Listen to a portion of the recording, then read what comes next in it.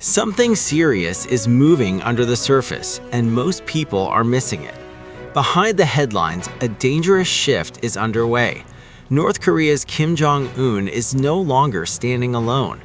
After recent U.S. action in Venezuela, the global reaction was not loud, but it was revealing. North Korea's Kim Jong-un didn't issue empty threats this time. Instead, he quietly turned toward Russia.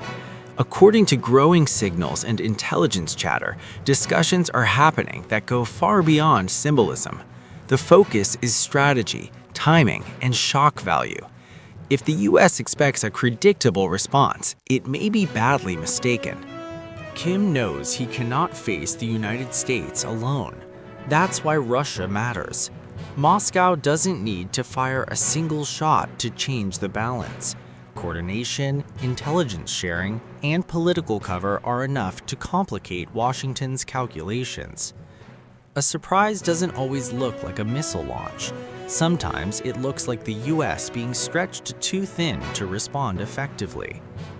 China is the real elephant in the room. While headlines focus on North Korea, Beijing is playing a longer, colder game. Military drills, economic pressure, control over supply chains, and quiet alignment with US rivals have turned China into a threat that doesn't announce itself. If China decides to move, directly or indirectly, the impact on the US would be immediate and global. At the same time, the US under Trump appears ready to open multiple fronts.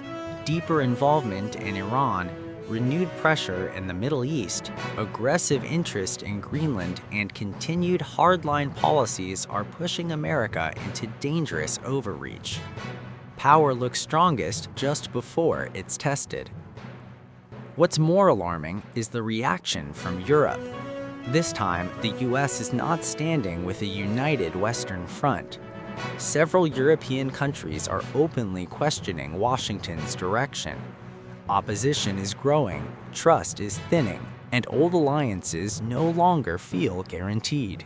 Asia is changing faster than expected.